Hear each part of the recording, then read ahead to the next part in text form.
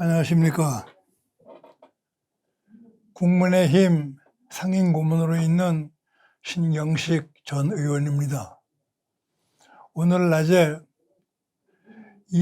윤석열 우리 당 대통령 후보를 모시고 상임고문단 20여 명이 오찬을 같이 했습니다. 그 자리에서 이번 대선에 어떻게 우리 당이 임해야 할 것인가, 윤 후보는 어떻게 대선을 이끌어가야 할 것인가, 이런 문제에 대해서 광범위하게 의견들을 교환했습니다. 그 많은 의견 중에 가장 도수가 많은 화제는 지금 당에서 김종인 전 대표와 현 이준석 대표에 대해서 이분들이 현재 당과 거리를 두고 있는데 어떻게 처리를 해야 할 것이냐, 이 문제에 집중적으로 토론을 벌였습니다. 지금 그 두 분에 대해서 많은 의원들은 이분들을 포용해야 한다. 일부 의원들은 포용하지 말고 시간만 낭비니까 과감하게 우리가 정비해서 전진을 해야 한다, 그러한 말들을 했습니다. 그런데 다수 의견들은 역시 지금 그 윤석열 후보의 과거 경력이라든지 또는 지난 선거 때에 그 있었던 일들을 돌이켜볼 때 그 두 사람을 포용해 가지고 같이 나가야 한다, 그런데 의견을 같이 했습니다. 그 이유로서 지난번에 그 김영삼 대통령 선거 때 그 당시 3당 합당을 했는데 이 당의 가장 지분이 큰 것은 민정계였습니다. 민정계 대표가 박태준 위원장이었었는데 박태준 위원장께서는 김영삼 대표가 후보가 된 뒤에 한참 선거운동에 과열될 때 당을 떠나서 자기 선거구인 경상남도 기장으로 내려가 버렸습니다.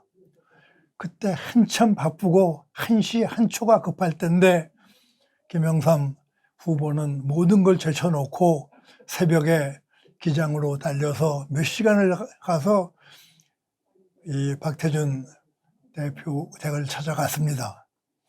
가보니까 집이 비어 있어요.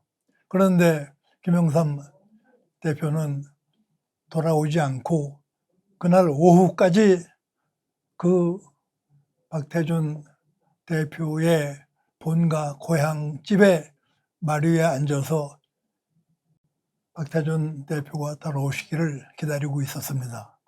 끝내 나타나지를 않자 오후 늦게 다시 서울로 돌아왔습니다. 그 결과는 어떻게 됐느냐? 두 분이 서로 의견이 맞질 않고 남들이 볼 때 사사건건 시비하는 거 아니냐, 그런 얘기까지 나왔지만 그 바쁜 중에 김영삼 후보가 기장까지 내려가서 하루를 거기서 보냈다, 그 사실 하나만 가지고 박태준 대표 쪽으로 기울어 있던 많은 사람들이 그 다음날부터 하나둘 전부 김영삼 후보를 지지하고 돕게 됐습니다. 그래서 저는 그때 예를 제시하면서 이번에 어려움이 있겠지만 윤석열 후보께서 당장 오늘이라도 지방에 가 있는 이준석 당대표를 찾아가서 내일 아침이라도 서울로 모시고 와라, 그런 얘기를 했습니다. 지금 이 선거 앞두고 제일 중요한 것이 인화와 단결입니다. 여기서 당내에 서로 내분이 생기고 서로 갈등이 있다 하면은 누가 좋아하겠습니까? 어떻게든지 이 당을 꺾어야 하고 이 당을 파괴시켜야 하는 그 상대당만 기쁘게 하는 결과를 가져올 것은 너무나 명확반합니다. 그래서 모든 감정을 떠나서 지금 당장이라도 김종인 전 대표와 이준석 현 대표를 모셔서 제자리 찾게 만들어 주시오. 그런 얘기를 저는 했고, 9명이 발언했는데 8분이 제 발언에 대해서 동조를 하셨습니다.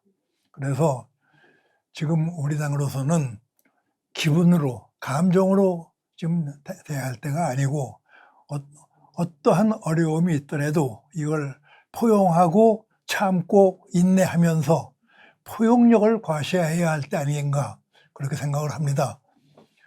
특히 윤석열 후보는 과거에 정치권에 있던 분이 아니고 그 검찰 법 쪽에 있었기 때문에 이미지가 강합니다. 이러한 강한 이미지를 풀기 위해서라도 뭔가 수그리고 들어가고 뭔가 화합하고 이러한 자세를 보여주는 게 중요하다고 저희는 생각합니다. 저희 발언에 대해서 윤 후보께서도 상당히 동조하시고 심정적으로 아주 반가워하는 그런 기분이었습니다. 제가 한 가지 더 말씀드린 것은 지금 그 후보 간의 여론조사나 또는 지지도 같은 걸 볼 때 두 분이 별 큰 차이가 없습니다. 처음 스타트 할 때는 차이가 많았지만 시간이 갈수록 자꾸 차이가 줄어들고 있어요. 우리가 앞서가던 입장에서 뭔가 여기에 대한 대책도 있어야 하지 않겠나. 그래서 저는 제 이야기를 지금 국민들이 이재명 후보냐, 윤석열 후보냐 이렇게 물으면은 글쎄 누굴 할까 뭐 이런 생각을 많이 합니다. 그러나 지금 5년 동안 정말 죽수다시피 한 현 정권을 연장시킬 것이냐 아니면 새 정권을 창출할 것이냐 그 문제에 닥치면은 거의 7, 8할이 새 정권을 만들어내야 한다.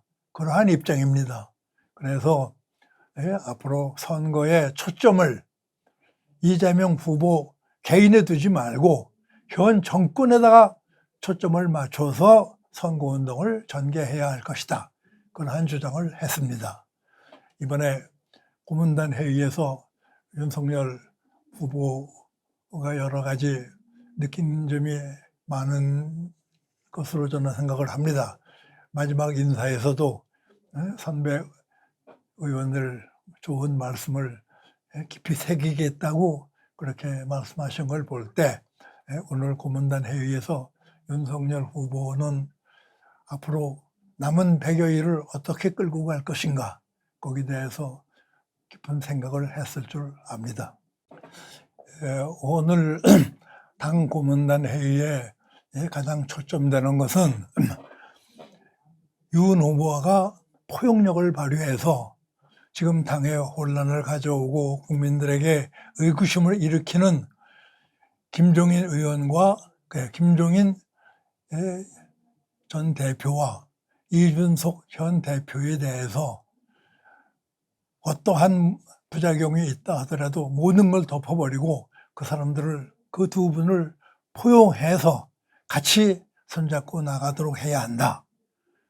지금 당이 분열되는 이미지를 주었다가는 이번 선거에 큰 타격을 받는다.